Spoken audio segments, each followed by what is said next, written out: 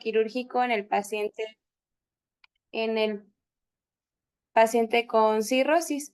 Entonces, como generalidades, sabemos que existen diferentes estudios clínicos sobre los factores predictores del riesgo que nos van a incluir valoraciones bioquímicas, así como la perfusión y depuración hepática, que intentan establecer la mejor forma de predecir el riesgo quirúrgico del paciente cirrótico específicamente. Y desde hace muchísimo tiempo existe la clasificación de Child-Pugh, que es la forma más sencilla y efectiva para poder predecir la morbimortalidad postoperatoria del paciente con cirrosis. Es una forma muy fácil de utilizar que básicamente pues nos va a dividir a los pacientes en 3 grupos de riesgo dependiendo del puntaje que tiene. Nos va a valorar la encefalopatía, si tiene ascitis, los niveles de bilirrubinas, de albúmina y los tiempos de coagulación, si están prolongados o si están normales.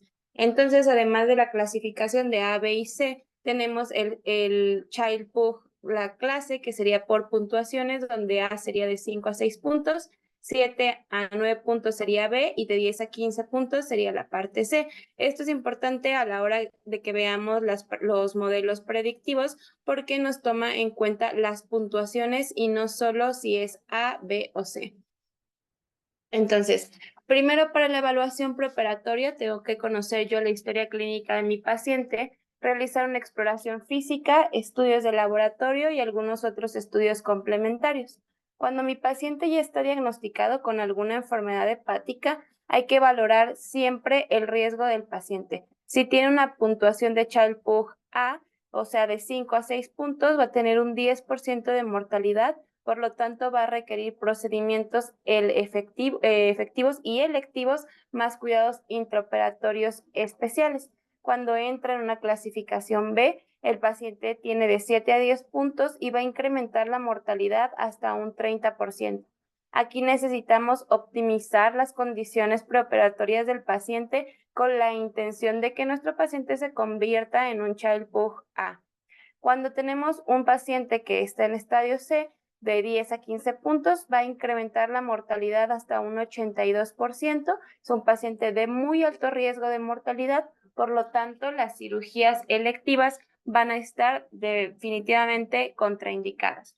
Yo les preguntaría a ustedes, como de manera personal, si es suficiente que utilicemos la clasificación de Child-Pugh para poder estimar el riesgo quirúrgico de los pacientes. Si basta con que yo ponga, bueno, es A, B o C, para que pueda predecir el riesgo de mortalidad, teniendo en cuenta esto que les decía, que si es A, pues 10%, B 30% y C 82%. Entonces, pues tenemos muchas dudas y definitivamente, pues creo que todos estamos diciendo que la respuesta es no, no es suficiente. Entonces, respecto a los estudios preoperatorios, tengo que realizar algunos estudios de rutina, que son los que ya conocemos como la radiografía, el electrocardiograma o una biometría para ver pues la hemoglobina, el hematocrito y las plaquetas. En un paciente patópata que ingresa a cirugía electiva, hay que pedirle los tiempos de coagulación, bilirrubinas, fosfatasa alcalina, urea, creatinina, electrolitos y albúmina. Y en un paciente que tiene una hepatopatía moderada a severa que ingresa de igual forma por una cirugía electiva, tenemos que pedir estudios más específicos, por ejemplo, ecocardiogramas, gasometrías basales y con oxígeno, e incluso algunas bibliografías nos marcan la necesidad de realizar ecodobuta. Bien, respecto a las indicaciones de cirugía en los pacientes que tienen enfermedad hepática, hay algunas indicaciones relacionadas directamente con la cirrosis. Por ejemplo, la presencia de hernias umbilicales, el carcinoma hepatocelular, las cirugías derivativas, el trasplante, cirugías de hemorroidectomía, celulitis y presencias de hematomas intramusculares. Y algunas cirugías que aparentemente no están relacionadas con la cirrosis, como algunas neoplasias otorrinolaringológicas, neoplasias del esófago, operaciones biliopancreáticas como colecistectomías, cardiovasculares, la cirugía valvular y reparación de aneurismas y algunas cirugías de ortopedia como serían las fracturas patológicas. Ahora, para poder predecir los factores de riesgo en el perioperatorio, esto es independiente del tipo de cirugía a realizar. Tengo diferentes factores de riesgo están acomodados dependiendo del porcentaje de mortalidad que confieren al paciente. Vemos que aquel paciente que tiene unos tiempos de coagulación prolongados que no corrigen con vitamina K, tienen un 89% de mortalidad. Este primer punto lo ponemos a discusión más adelante porque vamos a ver que la vitamina K no es un medicamento que tengamos que utilizar de forma rutinaria en los pacientes hepatópatas. Posteriormente, encefalopatía nos confiere un 88% de mortalidad, que mi paciente esté en un estadio C o B de Child-Pugh, 80%, que tenga hipoxemia con una PO2 menor de 60%, de igual forma 80% de mortalidad, infecciones 75%, que sea un ASA3 68% y ascitis un 55%. Esos serían los factores que más riesgo de mortalidad tienen. Algunos otros que serían un riesgo moderado, que mi paciente tenga azoemia, desnutrición y sangrado varicial con un riesgo del 40 al 54%. Y riesgos relativamente bajos, que sería que mi paciente presente una presión portal mayor de 12 milímetros de mercurio, una bilirrubina total mayor de 11, aquí me equivoqué, un hematocrito menos de 30 o que presente disminución en la albúmina que confieren un riesgo desde el 15 hasta el 30%. Ahora, la relevancia clínica es que definitivamente los pacientes que tienen enfermedad hepática van a tener una mayor morbilidad y una mayor mortalidad comparado con aquellos pacientes que no tienen cirrosis. Hay un aumento del riesgo posoperatorio que va a variar dependiendo de la gravedad de la disfunción hepática y también dependiendo de la presencia de complicaciones asociadas a la cirrosis. La mortalidad posoperatoria va a estar influenciada por los factores no hepáticos, por ejemplo, la edad, las comorbilidades del paciente, la complejidad del procedimiento quirúrgico y lo más importante es que sepamos si la cirugía es selectiva o es urgente. Esta es una gráfica que nos habla sobre la mortalidad a 90 días y vemos cómo la cirrosis va a incrementar de 2 a 10 veces más el riesgo de muerte relacionado con una cirugía independientemente de cuál sea. Tenemos algunas alteraciones en la coagulación que va a provocar un incremento en la trombosis, incrementa por 2 el riesgo de una enfermedad trombótica posoperatoria, incrementa el riesgo de sangrado por 3 veces el riesgo de sangrado posquirúrgico y también hay necesidad de mayor transfusión de componentes eritrocitarios. Los pacientes que tienen enfermedad hepática van a ser pacientes que tienen trombocitopenia, que va a ser debida a una menor función de la síntesis hepática con una mayor degradación de trombopoyetina por las plaquetas que están secuestradas por el vaso. A medida que aumenta el secuestro de las plaquetas en el vaso, se va a interferir la acción de la trombopoyetina sobre la megacariopoiesis de la médula ósea. Respecto a la hipertensión portal, nos va a incrementar la complicación o la complicidad en la técnica quirúrgica, nos incrementa por 4 el riesgo de muerte, por 3 el sangrado intraoperatorio, por 2 las complicaciones en la herida quirúrgica y por 2 también la necesidad de reintervención. Algunas otras sería que los pacientes que tienen enfermedad hepática van a tener una disfunción circulatoria que va a provocar una disminución en la perfusión renal, mayor riesgo de ascitis y de lesión renal aguda, van a desarrollar encefalopatía hepática, van a ser pacientes que también están desnutridos, que van a tener hipoalbuminemia, que ya quedamos que confiere hasta un 20% de mortalidad, pacientes que también contienen sarcopenia y que tienen malnutrición. Estas tres cosas juntas van a incrementar por 1.5 el riesgo de dehiscencia de la sutura y por 1.2 el riesgo de infección de la herida quirúrgica. Este es una revisión sistemática y un metaanálisis de 20 ensayos clínicos aleatorizados que está muy interesante porque básicamente es o valora la sarcopenia en los pacientes que tienen cirrosis y vemos cómo definitivamente los pacientes que tienen sarcopenia comparados con aquellos que no tienen van a tener peor pronóstico respecto a las intervenciones quirúrgicas y de igual forma como general. Respecto a la fragilidad, en la línea azul vemos aquellos pacientes que tienen bajo riesgo de fragilidad y en la raya roja pues sería los pacientes que tienen un riesgo medio a alto de fragilidad, y vemos cómo a medida que el paciente tiene un mayor riesgo de fragilidad, va disminuyendo la sobrevida o la supervivencia del paciente. Para predecir el riesgo quirúrgico tenemos diferentes estudios. Sin embargo, todos van a tener limitaciones. Por ejemplo, si me estudio retrospectivo, hay una infrarrepresentación de los avances quirúrgicos recientes. Si son no aleatorizados o no controlados, hay un sesgo de selección. Si son pequeñas publicaciones de series de casos, hay un sesgo de publicación.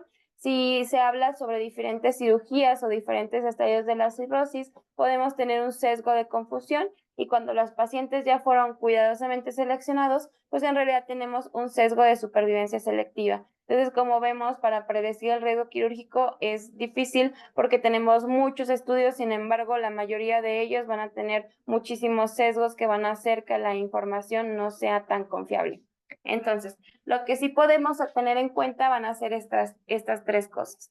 Las comorbilidades del paciente, que es la edad, ASA, el Charson y algunas otras. El tipo de cirugía depende de, pues, si es una cirugía ortopédica, si es una cirugía gastrointestinal, y etcétera. Y si es electiva o es urgente. Y también la función hepática con MELD, con Child-Pugh y con el gradiente de la presión venosa hepática. Hablando del tipo de cirugía, este es un estudio de cohorte retrospectivo de ingresos por cirugía de cirrosis, y llega a la conclusión de que, pues, la mortalidad va a depender y va a cambiar mucho dependiendo del procedimiento quirúrgico. Entonces, vemos cómo el criterio de referencia sería la cirugía ortopédica. Incrementa el odds ratio en la colecistectomía 1.46, reparación de hernia 1.48, una cirugía cardiovascular mayor 3.99 y una cirugía abdominal 7.89. Entonces, cuando ya hacemos o lo ajustamos por descompensación, por sexo, edad y estancia, vemos que aquellos pacientes que tienen mayores probabilidades de mortalidad hospitalaria van a ser aquellos pacientes que tienen cirugías abdominales mayores o que tienen cirugías cardiovasculares mayores. La referencia siempre teniendo en cuenta que van a ser las cirugías ortopédicas. Respecto a la colecistectomía, que es una de las cirugías más frecuentes, lo que comparamos o comparan en este estudio es que es mejor si la cirugía abierta o la cirugía laparoscópica. Entonces, vemos cómo aquí en abierta es lo naranja y laparoscópica es lo gris. Vemos cómo las cirugías abiertas incrementan riesgo de mortalidad, de infección, de hemorragia y de falla hepática. Entonces llegamos a la conclusión muy sencilla de que definitivamente es mejor que nosotros hagamos una colecistectomía laparoscópica, pero que también hay altas tasas de conversión a cirugía abierta, que va a estar contraindicada en aquellos pacientes que tienen Child-Pugh C, y pues bueno, básicamente eso.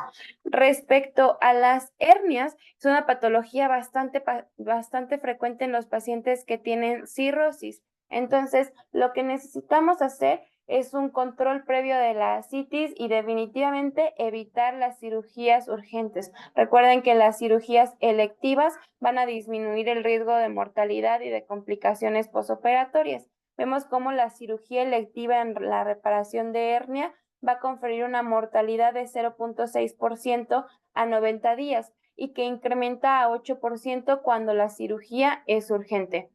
Entonces, cuando les digo yo que la reparación de hernia va a estar contraindicada en pacientes que tienen ascitis, entonces yo tengo que dar un tratamiento médico para la ascitis. Cuando logro el control, entonces sí puedo hacer la reparación de la hernia. Cuando tengo una ascitis refractaria y mi paciente es candidato a trasplante, ahí es hepático. En un lapso de 3 a 6 meses, tengo que hacer la reparación de la hernia durante el trasplante. Cuando mi paciente no es candidato a trasplante, lo que tengo que hacer es drenar la ascitis y también puede ser candidato a que le coloque TIPS. Cuando logro el control de la ascitis, entonces ahora sí puedo hacer la reparación de la hernia. Pero cuando a pesar de esto mi paciente continúa con ascitis refractaria, el tratamiento va a ser conservador. La cosa es cuando son cirugías selectivas, porque cuando mi paciente ya tiene una cirugía urgente, pues en realidad no hay forma de que yo pueda diferir el procedimiento quirúrgico. Entonces, esta es una gráfica muy interesante que nos habla justo de la mortalidad a 90 días comparando una cirugía electiva versus una cirugía urgente. Y vemos cómo la cirugía urgente nos va a multiplicar por 7 el riesgo de muerte a 90 días comparado con aquellos pacientes que tienen una cirugía electiva. Respecto al ASA, de igual forma, pues yo les mencionaba que pacientes que tienen ASA 3 van a ser pacientes que tienen mayor riesgo de mortalidad posoperatoria o perioperatoria. Entonces, lo ideal pues sería que mi paciente esté en un ASA 1 o un ASA 2 y vemos cuando mi paciente ya es una clase 4, la probabilidad de supervivencia pues disminuye. Respecto a la edad, vemos como de igual forma a mayor edad, mayor riesgo de mortalidad. Vemos como aquí en la línea azul serían aquellos pacientes de 60 años y cuando lo comparamos con aquellos pacientes que son de 55 años, pues en realidad la mortalidad es bastante importante y muy diferente. Ahora sí, hablando de los modelos predictivos y que ya habíamos estado tocando al principio, que sería el Child-Pugh, que ya sabemos los componentes y los puntos de corte. Tenemos también el modelo de MELD, que nos toma en cuenta la creatinina, la bilirrubina y el INR. Y el gradiente de presión, donde nos confiere un riesgo alto cuando tiene mayor de 16 milímetros de mercurio y muy alto riesgo con hasta un 44% de mortalidad cuando tiene más de 20 milímetros de mercurio del gradiente de presión. Hablando de MELD, vemos cómo cuando mi paciente es un MELD mayor de 15 puntos, disminuye la probabilidad de supervivencia, obviamente pues incrementa la probabilidad de mortalidad. Y en esta gráfica vemos cómo a partir de un MELD de 10 a 14 puntos, la mortalidad se incrementa hasta en un 50% comparándolo con aquellos pacientes que tienen un score menos de 10 puntos y vemos como aquellos pacientes que tienen un MEL de más de 26 puntos, la mortalidad básicamente es del 100%. Cuando tengo un MEL más de 15 puntos y una albúmina menor de 2.5, eso nos va a incrementar la mortalidad al 60%. Ahora, hablando del gradiente de presión, yo les mencionaba que nos va a conferir un riesgo alto a partir de los 16 milímetros de mercurio y un riesgo muy alto a partir de los 20 milímetros de mercurio. Obviamente, menor gradiente de presión, menos riesgo de mortalidad. Entonces, un gradiente de presión mayor de 16 milímetros de mercurio va a tener un hazard radio de 2.5 y más de 20 un hazard radio de 6.7 que pues, se asocia a una muy alta mortalidad, que era lo que habíamos estado mencionando. Y también bien importante que sepan que en algunos estudios retrospectivos, ningún caso de los pacientes que tenían un gradiente de presión menor de 10 se descompensó. Entonces son pacientes que tienen baja mortalidad. La otra pregunta que yo les haría para que se hagan a ustedes mismos sería si realizar modelos predictivos con base a parámetros individuales en realidad es suficiente para poder valorar el riesgo quirúrgico del paciente. Yo les decía al principio, no es suficiente utilizar Child-Pugh, pero bueno, puedo utilizar Child-Pugh y puedo utilizar MELD y eso sería suficiente o no. Y pues creo que y de igual forma que la pregunta anterior, todos nosotros decimos que no es suficiente. Entonces, para eso tenemos algunos modelos predictivos combinados como el ADOPT LC Score, que incluye la edad, el Child-Pugh, el Charson y sobre todo la duración de la anestesia con un punto de corte de 3.5 puntos, pero es una escala, un modelo que es muy difícil de aplicar. Entonces, este es un estudio que se hace en el 2016. Este es el QR para que ustedes puedan descargar la aplicación que pues les va a permitir realizar este score y pues se llega a la conclusión que pues es un modelo que se puede realizar fácil cuando podemos tener la aplicación a la mano que predice de forma efectiva la mortalidad posoperatoria en los pacientes que tienen cirrosis. Sin embargo, les digo, puntos de corte que pues, no están tan claros. Ahora, existe otro que ya conocemos que es Mayo, que toma en cuenta ASA, MELD y la etiología, es decir, si es alcohólica o si tiene alguna otra causa. Este es el QR que los va a mandar a la página de Mayo Clinic, donde ustedes van a poder realizar también este índice o este score. Les digo, tomen en cuenta en la edad del paciente, ASA, la bilirrubina, la creatinina y el INR y la etiología del paciente, si es alcohólica, si es colestésica o si es alguna otra tipo de etiología.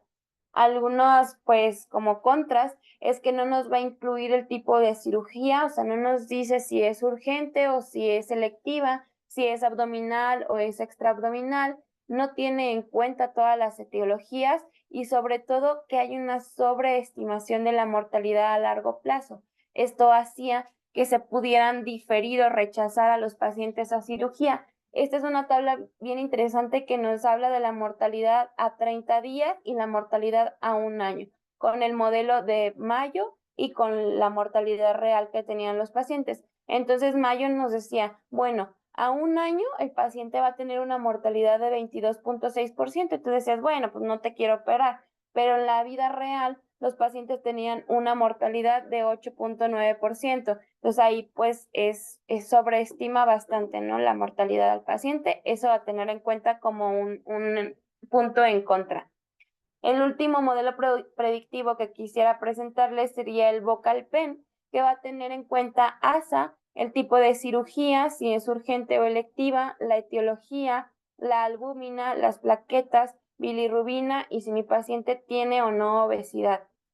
El riesgo es individualizado y bien importante que va a predecir mortalidad y descompensación. De igual forma, aquí les dejo este QR que los va a mandar a la página de Volcan Pen para que ustedes puedan pues tener este modelo predictivo a la mano y realizarlo en sus próximas valoraciones preoperatorias. Entonces, ese QR los va a mandar a esta página donde les digo, tomen en cuenta los diferentes parámetros, predice mortalidad y descompensación, es muy fácil de utilizar y lo más importante y lo mejor es que tiene validez externa y que nos arroja mortalidad a 30, 90 y 180 días, pero no solo eso, sino como les mencionaba, la probabilidad de descompensación a los 90 días. Entonces, aquí sí toma en cuenta la etiología. Vemos cómo aquellos pacientes en la línea verde serían los pacientes que tienen una etiología alcohólica, que van a ser aquellos pacientes que tienen una peor sobrevida o pues mayor mortalidad, y aquellos pacientes que tienen obesidad con un IMC mayor de 30, pues discretamente tienen una mejor sobrevida. Algunos puntos en contra es que no nos toma en cuenta algunos factores modificables como la hipertensión, la sarcopenia y de pues forma muy controversial lo de la obesidad y la coagulopatía. No está validado para mujeres, como vemos aquí en esta gráfica o en esta tabla más bien de las características poblacionales, vemos como el 97.2% de la población en la que se validó este estudio eran hombres y de raza blanca. Entonces, ¿lo podemos utilizar en nuestra población? Pues sí, pero teniendo en cuenta que el estudio o el modelo predictivo no se hizo para nuestra población ni tampoco para mujeres. Entonces, eso sería, pues, individualizarlo si lo queremos utilizar o no. Ahora, aquí ya de forma más sencilla les pongo, para todas las cirugías puedo yo utilizar MED con menos de 14, edad y ASA, que eso es lo que le confiere menor riesgo de mortalidad. Si es un paciente a la que le voy a hacer una resección de cáncer hepático, idealmente sería con un gradiente de presión menor de 10, MED menor de 9 y una elastografía menor de 22 kilopascales. Cuando mi paciente se va a someter a una colecistectomía, les mencionaba, tendríamos que tenerlo en una categoría A o B de Child Pugh y un MED menor de 15 puntos. Cuando hay reparación de alguna hernia abdominal, lo ideal sería que ingrese a quirófano con MED de menos de 13 puntos y pues Child Pugh A o B. Y cuando tengo un bypass coronario, lo ideal sería que entre con una puntuación de Child-Pugh menor de 8 puntos y un MELD menor de 13.5 puntos. Entonces, la mayoría de estos estudios, pues o de los modelos predictivos, lo que hacen es decirnos que tenemos que llevar al paciente a la cirugía en las mejores condiciones posibles, idealmente un Child-Pugh A y un MELD menor de 10 puntos. Ahora, ¿cómo voy a hacer esta optimización? Para lo primero que serían las coagulopatías, tengo que corregir la anemia, tengo que corregir también la función renal, la suspensión abrupta, la suspensión correcta de antitrombóticos, corregir las plaquetas. Esto es muy controversial y también muy controversial realizar o no transfusiones y si podemos dar o no estimulantes de trombopoyetina. Lo que no es útil ya en los estudios recientes del 2022 para acá es que utilicemos vitamina K, plasmas frescos congelados, crioprecipitados o factor 7 activado. ¿Cuáles van a ser las estrategias de transfusión de protocolos basados en el preoperatorio? Entonces, hay que tener en cuenta que los recuentos de plaquetas y el INR generalmente van a ser ineficaces para que podamos reducir el sangrado intra y posoperatorio. Los pacientes que tienen enfermedad hepática van a tener un estado de reequilibrio o de rebalanceo que van a hacer que los déficits de los factores procoagulantes se compensan con los déficits de proteínas anticoagulantes que van a estar sintetizadas por el hígado. Entonces vemos cómo aquellos pacientes que ya tienen algún daño hepático importante ingresan a este sistema de rebalanceo donde van a tener mayor riesgo de sangrado. Cuando mi paciente ya es de trombosis, perdón, cuando mi paciente ya está en una enfermedad descompensada o mi equilibrio está inestable, es cuando incrementa el riesgo de sangrado. El INR en sí no nos va a predecir las complicaciones hemorrágicas, no se recomiendan las transfusiones preoperatorias profilácticas de plasma fresco congelado y ya sabemos, la trombocitopenia es común en todos los pacientes que tienen cirrosis por la fisiopatología que vimos anteriormente. Recuentos plaquetarios mayores de 50,000 son suficientes para que mi paciente pueda formar coágulos en la mayoría de las cirugías y en la mayoría de los pacientes. Por lo tanto, es poco probable que las transfusiones profilácticas para elevar el recuento de plaquetas a niveles más altos de 50,000 sean beneficiosas y además expone al paciente a complicaciones propias de la transfusión, a sobrecarga de volumen o a trombosis inesperada. Otros agentes que pues se utilizaban de forma ideal para los pacientes que tenían trombocitopenia debida a PTI, que van a ser los análogos de la trombopoyetina como el romiflostim, agonistas de los receptores como el trombopag, avatrombopag y lusotrombopag, se pueden utilizar. La cosa es que actualmente las guías internacionales nos dice que solo avatrombopag y lusotrombopag van a estar aprobadas para la trombocitopenia en pacientes que tienen enfermedad hepática. Hay diversos estudios que nos dicen que podemos utilizar estos agentes, específicamente este es un estudio que habla sobre el avatrombopag, que nos dice que son eficaces para elevar los recuentos de plaquetas mayores de 50,000, pero son ensayos clínicos de fase 3 cuando compararon a los pacientes antes de procedimientos invasivos versus placebos. Y vemos cómo los pacientes que utilizaron el avatrombopag son aquellos pacientes que requirieron menos transfusiones de componentes plaquetarios previos a la cirugía. Entonces, hay algunos puntos en contra con estos fármacos y es que tienen mayor riesgo de eventos hemorrágicos o, bueno, que las tasas de eventos hemorrágicos son básicamente iguales cuando comparamos utilizar el fármaco y el placebo. Hay algunos eventos trombóticos con el propio uso del fármaco, por lo tanto debemos utilizarlos con precaución y actualmente la literatura no nos establece específicamente cuándo tenemos que utilizar estos agentes de forma preoperatoria. Lo que es razonable es que nosotros pensemos que tenemos que utilizarlos en aquellos pacientes que se van a someter a un procedimiento electivo con un alto riesgo hemorrágico cuando mis plaquetas son inferiores a 50,000 y siempre teniendo en cuenta que tienen mayor riesgo de eventos trombóticos. Respecto a la hipertensión portal, hay que realizar una prevención de hemorragia varicosa, un control completo de la citis previo a la cirugía, que fue lo que vimos de forma anterior. Si está indicado, realizar TIPS prequirúrgico y bien importante la prevención de la encefalopatía, porque la encefalopatía es lo que nos confiere la mayor mortalidad en los pacientes.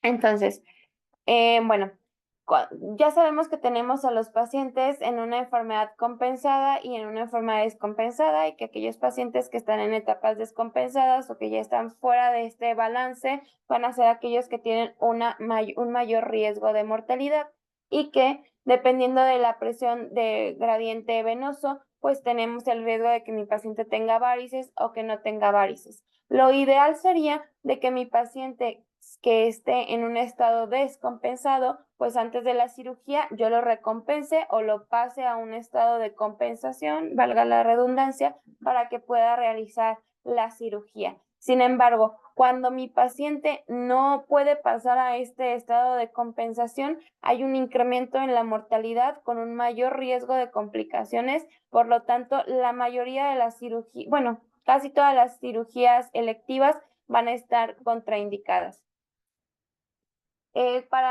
Podemos tener en cuenta los tips para evitar la descompensación de los pacientes. Sin embargo, pues eso es un tema meramente individualizado dependiendo del riesgo que tenga el paciente. Entonces, puedo meterlo a tips o puedo meterlo a cirugía.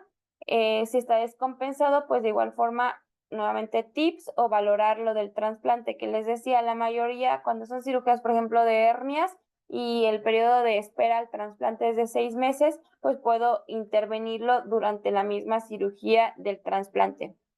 Ahora, respecto a MELT, cuando mi MELT es mayor de 15 puntos, este es un paciente que es candidato a realizar un trasplante hepático.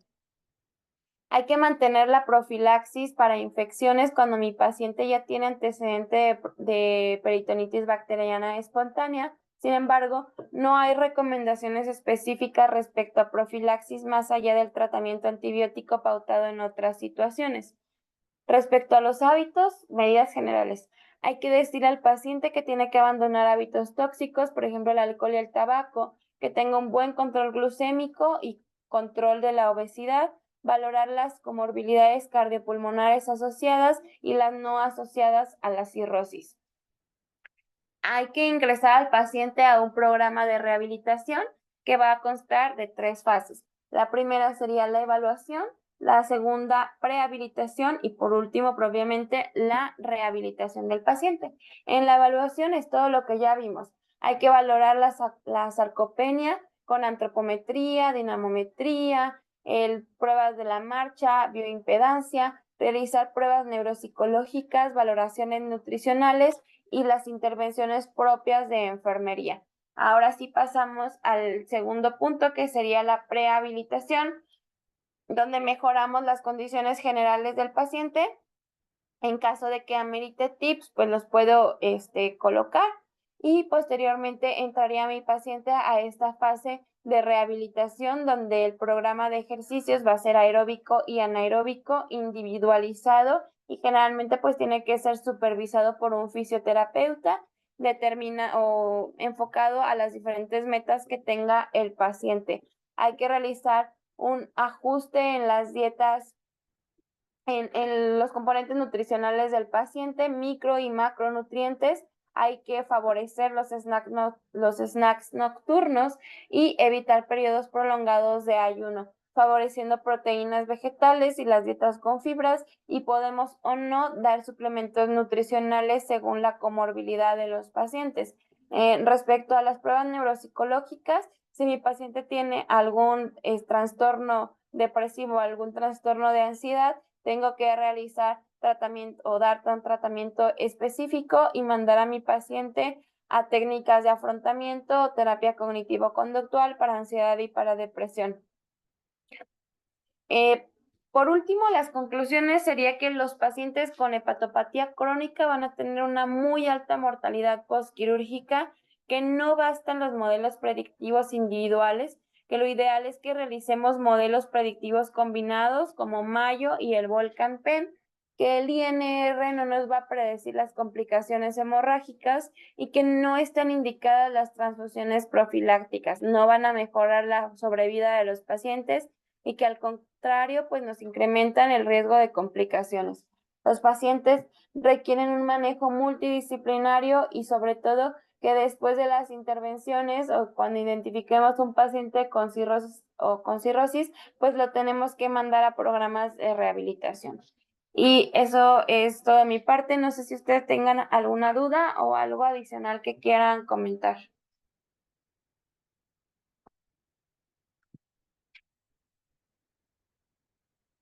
Ay, Jesús.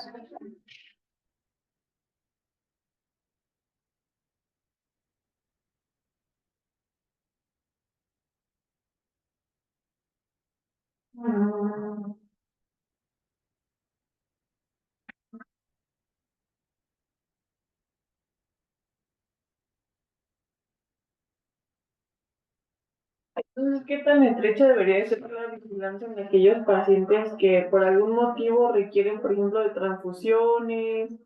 Deberíamos tener también metas así como cardiovasculares para la concentración de hemoglobina, o depende si hace lesión renal aguda o no hace lesión renal aguda. No, depende todo lo de los protocolos de transfusiones van a ser individualizados y pues obviamente si mi paciente tiene menos de 8 de hemoglobina, pues tengo que transfundirlo. Lo que aquí nos dicen los protocolos es que no es como profiláctico, no es decir, si mi paciente tiene menos de 50,000 plaquetas, pues tengo que mejorarle las condiciones. En ese caso sí estaría indicado los plasmas frescos, en donde no estaría indicado sería de decir, bueno, tiene 50,000 plaquetas, yo quiero llevarlo a 100,000 y le voy a pasar una féresis, ahí pues estaría contraindicado.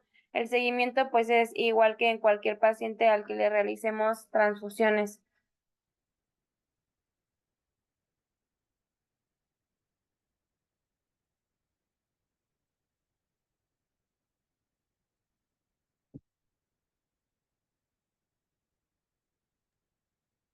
Y por ejemplo, ¿en qué momento necesitaríamos como una intervención por gastro? O sea, pensando que pues, al final de cuentas es una valoración preoperatoria y es esta parte de intentar limitar las complicaciones postquirúrgicas, ¿no? De eso se trata como de hacer intervenciones. Pero ¿en qué momento sería oportuno llamar al gastroenterólogo como para pues tener como mejor, o sea, apoyo, o ya mejor se da la intervención secundaria después de la cirugía, o no se ve por nada más por consulta externa? No, si mi paciente está descompensado, definitivamente pues sí tendría que verlo el gastroenterólogo. Lo que nosotros pues hacemos es establecer el riesgo quirúrgico. Si vemos que mi paciente tiene pues una mala adherencia al tratamiento o que tiene un tratamiento ineficaz, sí podríamos mandarlo al gastroenterólogo, pero pues las guías en realidad no nos hablan de cuándo es el momento oportuno para que gastroenterología intervenga. O sea, eso ya es como individualizado dependiendo de las características que tenga tu paciente.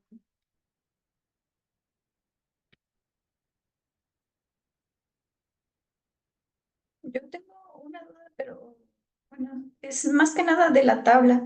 Nos enseñaste una tabla en donde decía lo del manejo de la citis. No sé si me perdí en esa parte. No.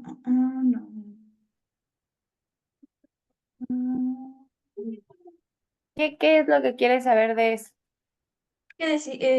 Decía que después del manejo de la citis, no sé si me perdí, pero decía trasplante renal, En ¿no? ese.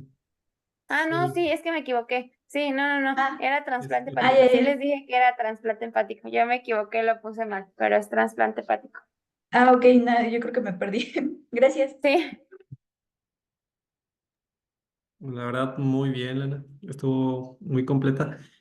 La verdad es que manejar pacientes con hepatopatía en el prequirúrgico y sobre todo en cirugías urgentes es relativamente complicado, ¿no? Sobre todo por esta cuestión de las complicaciones, sobre todo la encefalopatía hepática, que es muy frecuente, por lo menos a mí, por lo menos en ortogeriatrias.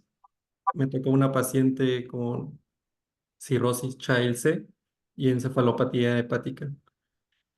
La verdad es que ahí fue también una valoración entre decidir si operarla o no, por el alto riesgo que tenía, tanto de complicaciones como la descompensación que tenía en ese momento.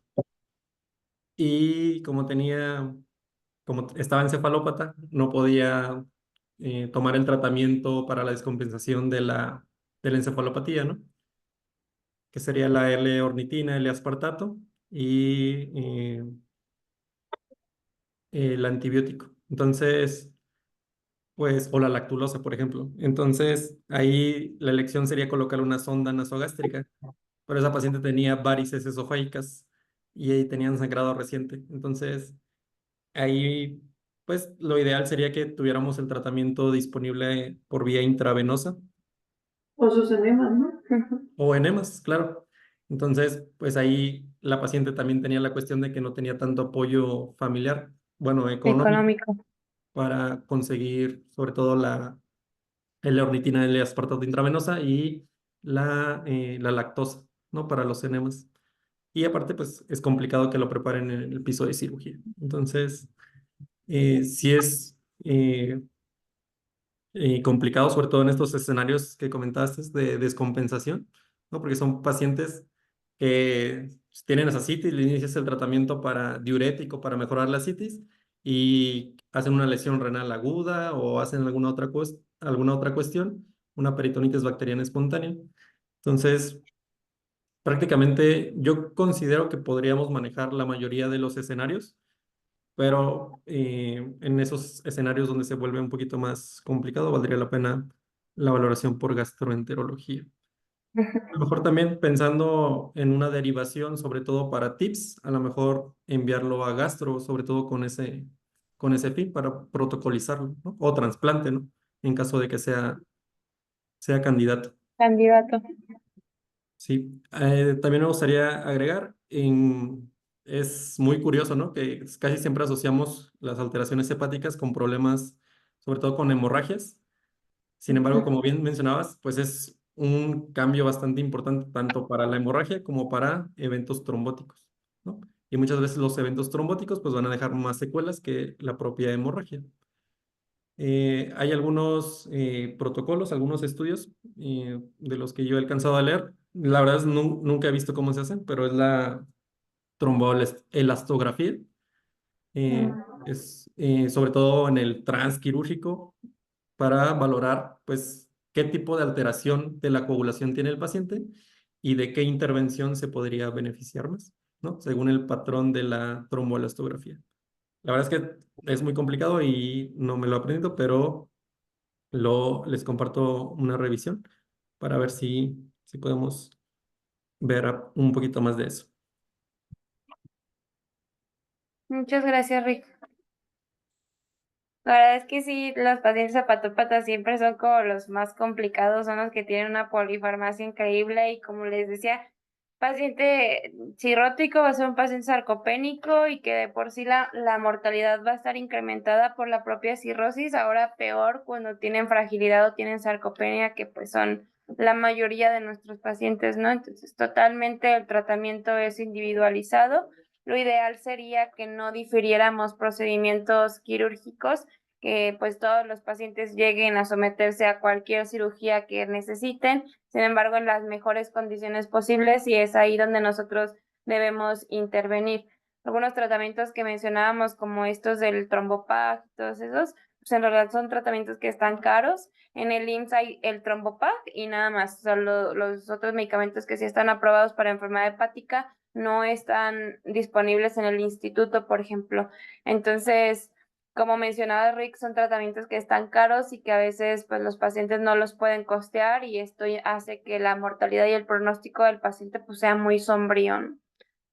Siento que esta es una parte como muy fina de las valoraciones que tenemos que tener en cuenta y que me gustaría que nos quedáramos con la idea de que no solo es Child-Pugh, que hay muchos modelos predictivos combinados que podemos estar utilizando y que uno de los más sencillos incluso tiene aplicaciones para el teléfono como el Volcan Pen, que pues está muy completo y que nos da como un desglose de la mortalidad y el riesgo de descompensación.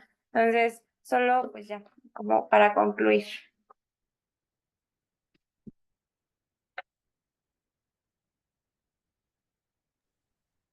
Sí, también está casi siempre esa discusión con el anestesiólogo, ¿no? Sobre todo con el INR o las Ujú. plaquetas. O Entonces, Sí. pues, ahí también tendríamos que agregar pues, algún comentario, ¿no? Sobre que no requiere en ese momento. Obviamente, pues eso no depende de nosotros. Probablemente nosotros lo pongamos, pero el anestesiólogo va a dictaminar otras cosas para poder autorizarle su cirugía. Entonces, pues ahí también es otra interrogante que surge, otro conflicto. Sí, o la vitamina K. Yo estuve revisando diferentes artículos y varios como del 2006, 2010, todavía tomaban en cuenta esto de la vitamina K. Así como que, sí, les vamos a aplicar vitamina K, les vamos a dar esto y plasma fresco y tener a disposición. Y esas son cosas que pues actualmente ya sabemos que no se tienen que hacer y que no es necesario, o sea que no tenemos que corregir ningún INR, ¿no? Y ninguna cuenta plaquetaria, o sea, con más de 50, pues, sin problemas lo puedo parar, o sea, no tengo que y tratar de llevar a mi paciente cirrótico a condiciones normales o fisiológicas de un paciente que no tiene cirrosis, porque básicamente es imposible, ¿no?, de alcanzarlo.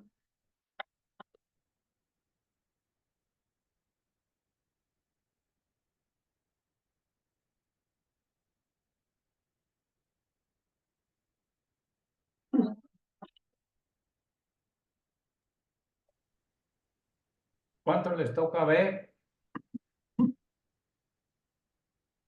al mes? Son pocos, casi ninguno. Bueno, ¿cuántos han visto al año?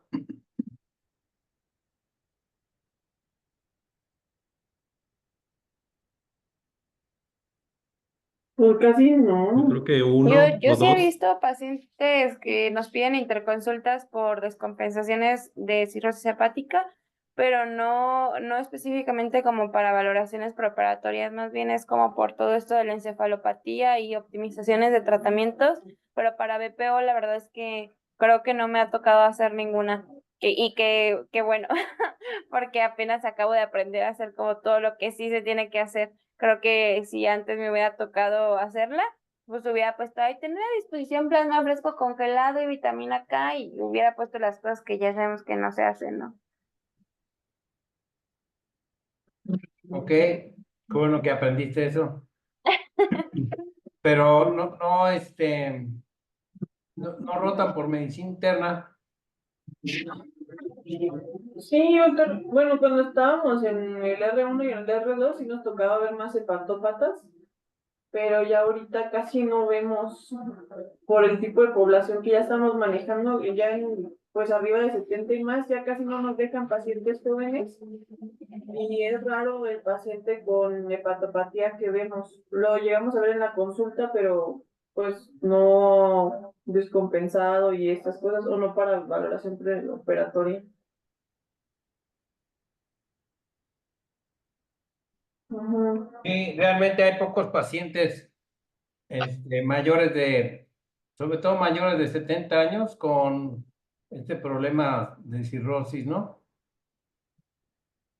Generalmente no llegan a tanto, a menos que el daño hepático sea secundario a otra cosa o lo hayan adquirido más grande, ¿no? Después, pero generalmente no lo vemos tan frecuentemente nosotros, ¿no? Pero medicina interna sí. En medicina interna, bueno, y a veces sí, pues hay que entrar a operarlos, aunque uno tenga mucho miedo de primera instancia, pero como bien dices, el sangrado a veces no es tan importante, las plaquetas a veces no tienen tanto, no hay que tener tanto temor en relación a eso. Lo que tú dices bien, Lena, de la vitamina K, sí, sí tiene mucho tiempo que se usaba la vitamina K. Me acuerdo cuando estábamos la residencia era un problema encontrar la vitamina K. Y En la pediatría. K era oral y la tenías que, prácticamente eran ampolletas y no rompe la ampolleta y no, un problema. En fin, bien, está bien. Van a tener el módulo de valoración por aparatos y sistemas, pues, ortopedia, gastro, cardio, ¿cómo lo hacen? ¿La BPO por enfermedades específicas o cuál es? O Ajá. cómo? Por aparatos. Sí, por Sí. ejemplo, mañana, ¿cuál van a ver? Mañana es renal, BPO en pacientes renales. Así en general. Sí, en enfermedad renal crónica. Creo. Ujú. ¿Involucra la enfermedad renal aguda ahí? Ay, no sé. Medidas básicas, pero si quieren, le agrego. Bueno, mañana a ver, lo vemos, ¿no? Sí, doctor. Ok, es tu Sí. cumpleaños, ¿no?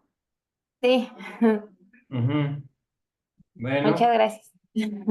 no, pues muchas felicidades. ¿No hiciste Gracias, nada? doctor. ¿Vas a hacer? ¿Mande? ¿No hiciste nada hoy o vas a hacer? Fui a comer con Ana y estaba haciendo la clase. Ah, ok. Ya tendré tiempo de hacer algo después. Es que es un día, pues, inútil. En martes no, ¿qué se hace? Díganle al Díganle doctor Mendoza. que organice el desayuno. Ah, sí, ¿verdad? El desayuno, sí. Sí, ahora que ya regrese Estrelli, ya vamos, podemos ir todos a desayunar otra vez. Ujú. Ok. A celebrar todos los cumpleaños. Eh, todos más o menos están igual, ¿verdad? Me refiero a la edad. Ricardo es el más chiquito, es el bebé de la clase. Poco, ¿sí? Bueno, bueno, Por un año, doctor. muy bien. Ni modo, yo soy el más grandecito. Ok, bueno, ándale pues. Muchas gracias. Gracias. Estés muy Adiós. bien. Ándale, Gracias. bye. Ah. Bye. Gracias, bye.